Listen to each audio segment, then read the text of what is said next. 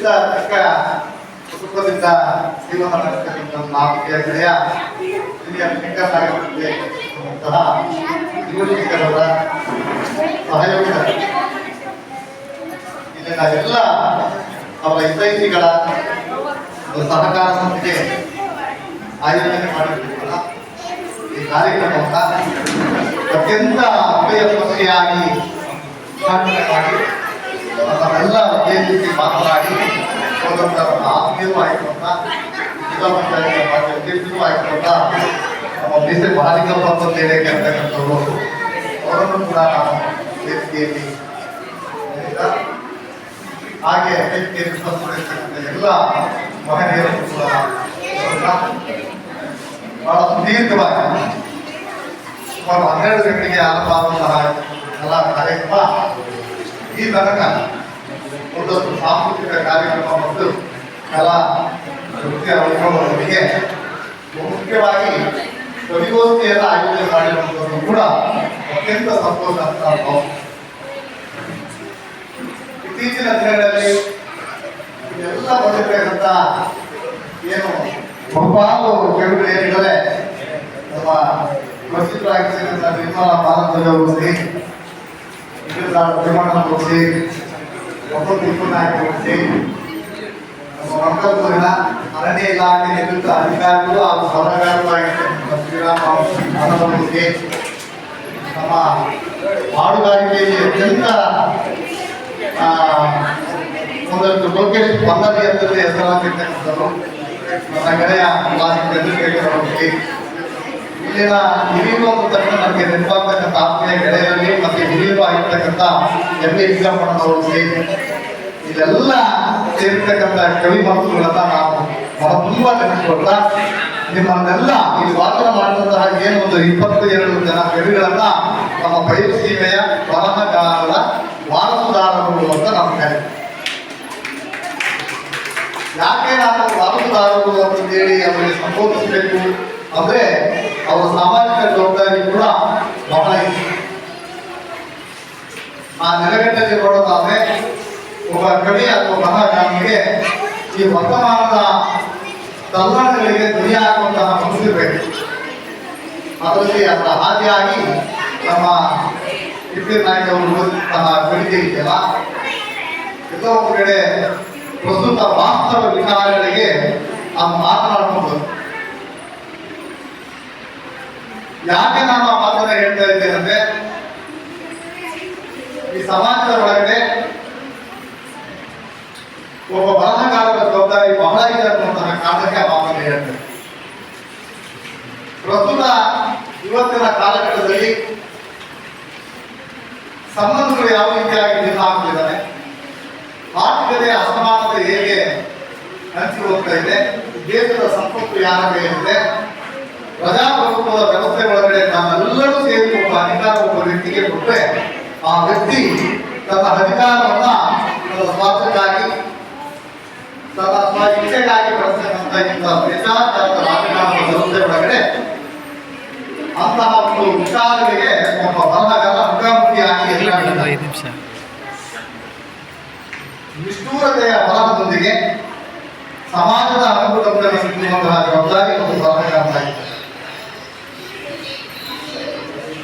ಇವತ್ತು ಒಂದು ತಾಯಿ ಯಜಮಾನನ ಪೋಷಿಸಬೇಕಾದರೂ ಕೂಡ ತನ್ನ ಸೌಂದರ್ಯವನ್ನ ತನ್ನ ವಾಸ್ತವ ಬದುಕಿನೊಂದಿಗೆ ಯಾವ ರೀತಿಯಾಗಿ ಸಂಬಂಧವನ್ನ ದೂರ ಮಾಡಿಕೊಳ್ತಿದ್ದಾರೆ ಅನ್ನುವಂತಹ ಒಂದು ಅಂತಹ ವಿಚಾರಗಳನ್ನ ನಮ್ಮ ಭಾರತದ ಪರಿಶೀಲನಾದಾಗ ಕೆಲವೊಂದು ಕಡೆ ಸಮಾಜಕ್ಕೆ ನಾವು ಕೊಡಬೇಕಾಗಿರ್ತಕ್ಕಂಥ ಸಂದೇಶ, ನಮಗೆ ಇರಬೇಕಾಗಿರ್ತಕ್ಕಂಥ ಜವಾಬ್ದಾರಿ ನಾವು ನಿರ್ವಹಿಸ್ತಾ ಇದ್ದೇವೆ ಅನ್ನುವಂತಹ ಇವತ್ತು ನಾವು ಸದಾ ಜಾಗೃತಿ ವಹಿಸಬೇಕಾಗಿದೆ. ಅಂತಹ ಎಲ್ಲ ರೀತಿಯ ಒಬ್ಬ ಮೇರುನಟ ರಾಜ್ಕುಮಾರರ ಸಿನಿಮಾಗಳು ಈ ಏನೋ ಒಂದು 4-5 ದಶಕಗಳ ಹಿಂದೆ ಅವರು ಬರೆದಂತಹ ಒಂದು ಸಾಂಸ್ಕಾರಿಕ ಚಿತ್ರಗಳನ್ನ ತನ್ನ ಕವಿತೆಯೊಂದಿಗೆ ಜೋಡಿಸಿ ಬಹಳಷ್ಟು ಮನನ ಮಾಡಿಕೊಂಡು ಕವಿತೆಗಳನ್ನ ರಚಿಸಿ ವಾಚನ ಮಾಡಿದರೂ ಕೂಡ ನಾನು ಮಹತ್ವಕ್ಕೆ ಧರಿಸ್ತೇನೆ. ಅಂತಹ ಒಬ್ಬ ಸೃಜನಶೀಲ ಬರಹಗಾರರಿಗೆ ಈ ಸಮಾಜದ ಸಂಸ್ಕೃತಿ, ಈ ನಾಡಿನ ಒಂದಷ್ಟು ಏನು ಸೌಂದರ್ಯವನ್ನ ಉಳಿಸಿಕೊಳ್ಳುವಂತಹ ಕಲೆ ಪ್ರಾಮುಖ್ಯತೆಯನ್ನ ನಾವಿಲ್ಲಿ ಕಾಣ್ತೇವೆ. ಹಾಗೆ ಇವತ್ತಿನ ಈ ಸಾಹಿತ್ಯ ಒಂದು ಭಾಗವಾಗಿ ಇಲ್ಲಿ ಆಯೋಜನೆಗೊಂಡಂತಹ ಒಂದು ಕಲಾವಿದರ ಬದುಕನ್ನು ನಾವು ಬಹಳ ಹತ್ತಿರವಾಗಿ ಮಾತನಾಡಲಾರೆ. ಅವರನ್ನ ನಾವು ಒಂದಷ್ಟು ಉಪೇಕ್ಷೆಗೆ ಅಥವಾ ಮತ್ತಷ್ಟಿಗೆ ಹೇಳ್ತಾ ಇಲ್ಲ. ಅವರ ನಟನೆಯನ್ನು ನಾವು ನೋಡಿದಾಗ ನಾವೆಲ್ಲರೂ ಕೂಡ ಆ ಕ್ಷಣಕ್ಕೆ ನಮ್ಮ ಮನಸ್ಸಿನ ನೋವುಗಳೆಲ್ಲವೂ ಕೂಡ ದೂರ ಆಗಿ ಆ ಖುಷಿಯನ್ನ ಭಾಗ್ಯ. ಆದರೆ ಆ ಕಲಾವಿದರ ಬದುಕನ್ನ ನಾವು ಸ್ವಲ್ಪ ತಿಳ್ಕೊಂಡಾಗ ಎಷ್ಟೆಲ್ಲ ನೋವಿದ್ರು ಕೂಡ ಅವರು ತನ್ನ ವೃತ್ತಿ ಬದುಕಿನಲ್ಲಿ ಅವರ ಶ್ರೀಮಂತಿಕೆಯ ಮನಸ್ಸಿನಲ್ಲಿ ಅದು ಅನುಕರಣೆ ಮಾಡ. ಕಳೆದ ನವೆಂಬರ್ ತಿಂಗಳಲ್ಲಿ 31ನೇ ತಾರೀಕು ತೀರ್ಪುವಂತಹ ರಂಗಭೂಮಿ ಮತ್ತು ಚಿತ್ರರಂಗದ ಕಲಾವಿದ ಹಾಸ್ಯ ನಟ ಉಮೇಶ್ ತಮಗೆ ಗೊತ್ತಿದೆ ಅಂತ ನಾನು ಭಾವಿಸ್ತೇನೆ. ಚಿತ್ರ ನಟ ಉಮೇಶ್ ಕರೋನಾ ಸಂದರ್ಭದ ಒಳಗಡೆ ಬಳ್ಳಾರಿಯ ಒಂದು ನಗರದಲ್ಲಿ ಚಿತ್ರರಂಗದ ಸಲುವಾಗಿ ನಮ್ಮ ಚಳಿಕೆರೆ ಮಾತುಕಟ್ಟು ಹೋಗ್ತಾ ಇದ್ದೆ. ನನ್ನ ಆತ್ಮೀಯರೆಲ್ಲ ಸೇರಿ, ನಗರಸಭೆಯ ಸದಸ್ಯರೆಲ್ಲ ಸೇರಿ ಒಬ್ಬ ಹಿರಿಯ ಕಲಾವಿದ ನಮ್ಮ ಭಾಗಕ್ಕೆ ಬಂದಿದ್ದಾರೆ. ಅವರಿಗೆ ನಾವೆಲ್ಲರೂ ಒಂದು ಪ್ರೀತಿಯಿಂದ ಸನ್ಮಾನ ಮಾಡೋಣ ಅಂತೇಳಿ ಸೇರಿ ಸನ್ಮಾನ ಮಾಡೋಣ. ಅವರು ನಿರೀಕ್ಷೆ ಮಾಡಲಿಲ್ಲ, ಸನ್ಮಾನ ನಿರೀಕ್ಷೆ ಮಾಡಿ ಪ್ರೀತಿಯಿಂದ ಸನ್ಮಾನ ಮಾಡಬೇಕಂತ ಬಂದಾಗ ಯಾಕೆ ಕೇಳಕ್ಕೆ ಸನ್ಮಾನವನ್ನು ಸ್ವೀಕರಿಸಿ ಅದಾದ ನಂತರ ನಿಮ್ದೆಲ್ಲ ಸಂತೋಷ ಆಯ್ತಂದ್ರಪ್ಪ ನಾನು ಮಾತಾಡ್ತೀನಿ ಅಂತ ಹೇಳಿ ನನಗೆ ಬಹಳ ಖುಷಿ ಆಯ್ತು ಮಾತಾಡ್ತೀನಿ. ಆಗ ಹಿರಿಯ ಟಿವಿ ಆ ಹಿರಿಯ ಕಲಾವಿದ ಮಾತನ್ನು ಹೇಳಿದ್ರು. ಒಬ್ಬ ಕಲಾವಿದನಿಗೆ ಬೇಕಾಗಿರುವಂಥದ್ದು ಈ ಹಾರ. ಮೇಡಮ್ ನಿಮ್ದಿನ್ನೂ ವಚನ ಆಗಿಲ್ಲ ಮೇಡಮ್, ಇನ್ನೂ ಆಗಿಲ್ಲ. ಕುತ್ಕೊಳ್ರಿ, ಅಲ್ಲೇ ಕುತ್ಕೊಳ್ರಿ. ಅವ್ರು ಹೇಳಿದಂತ ಮಾತು ಕೇಳಿ ಆ ಸನ್ಮಾನ ಮಾಡಿದಂಥವ್ರು ಕೂಡ ಮನಸ್ಸಿಗೆ ಬಹಳ ನೋವಾಯಿತು. ನಾವು ಇಷ್ಟೆಲ್ಲ ಒಂದು 3,000 ರೂಪಾಯಿ ಎಲ್ಲವನ್ನೂ ಕೂಡ ಖರೀದಿ ಮಾಡಿ ಬಂದು ಅದೇ ಒಂದು 3,000 ರೂಪಾಯಿನ ಗೌರವಧನವಾಗಿ ತಲಾ ಕಾಣಿಕೆಯಾಗಿ ಒಬ್ಬ ಕಲಾವಿದರಿಗೆ ಕೊಡೋದಾಗಿತ್ತಲ್ಲ ಅಂತ ಹೇಳಿ ಅವರಿಗೆ ಗೌರವಿಸಿದರು. ಹಾಗೆ ಒಬ್ಬ ಕಲಾವಿದರಿಗೆ ಬೇಕಾಗಿರ್ತಕ್ಕಂಥದ್ದು ಆಹಾರ ಅಂತ ಹೇಳಿದ್ರು. ಆಹಾರ ಸನ್ಮಾನಕ್ಕಿಂತ ಬೇಕಾಗಿರುವಂಥದ್ದು ಆಹಾರ ಅಂತ ಹೇಳಿದ್ರು.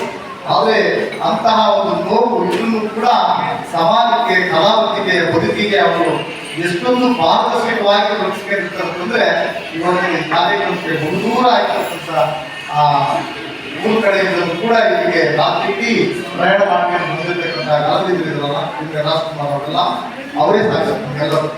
ಅಂತ ನಮ್ಮ ಕಲಾವಿದರ ಬದುಕನ್ನು ನಾವು ಆದರ್ಶವಾಗಿ ಕೊಡಬೇಕು ಅನ್ನೋದು ಕೂಡ ಹೇಳ್ತಾ, ಕವಿಗಳಿಗೆ, ಬರಹಗಾರರಿಗೆ ಸಮಾಜದ ಜವಾಬ್ದಾರಿ ದೊಡ್ಡದು ಅಂತ ಹೇಳಿ ಭಾವಿಸ್ತಾ ಅದನ್ನು ಸಾಧು ಕೊಟ್ಟರೆ ಹಾಗೆ ನಮ್ಮ ಬರಹದ ಮೂಲಕ ಸಮಾಜದ ಕೆಲಸ ಬರಹಗಾರರು ಮಾಡಬೇಕು ಅಂತ ಕೂಡ ಹೇಳ್ತಾ, ವೇದಿಕೆ ನಿರ್ವಹಿಸಿದವರು ಈ ಕಾರ್ಯಕ್ರಮವನ್ನು ಅಷ್ಟೇ ಉತ್ತರಾಧಿಕಾರಿ ಕೂಡ ನಿರೂಪಣೆ ಮಾಡಬೇಕು. ಈ ಕಾರ್ಯಕ್ರಮದ ಎಲ್ಲ ಯಶಸ್ವಿಗೆ ಶಂಕರ್ ಅವರಿಗೆ ಸಹಭಾಗಿ ಆಗಿರ್ತಕ್ಕಂಥ ಎಲ್ಲ ಸಹಭಾಗಿದವರು ಕೂಡ ಮಹತ್ವ ವಹಿಸ್ತಾ ನಮಗೂ ಕೂಡ ಈ ಕಾರ್ಯಕ್ರಮದಲ್ಲಿ ಭಾಗವಹಿಸಿ ಬಹಳಷ್ಟು ಜನಗಳ ಎಲ್ಲರ ಜೊತೆಗೂಡಿ ಮಾತಾಡಲಿಕ್ಕೆ ಅವಕಾಶ ಮಾಡಿಕೊಟ್ಟಂತ ಎಲ್ಲ ವೇದಿಕೆಯ ಸಂಘಟನೆಗಳು ಮುಖ್ಯವಾಗಿ ಭಾಗವಹಿಸಿದ ಎಲ್ಲರಿಗೂ ನಾನು ಮಾತಾಡ್ತಿದ್ದೇನೆ. ಜೈ ಕರ್ನಾಟಕ.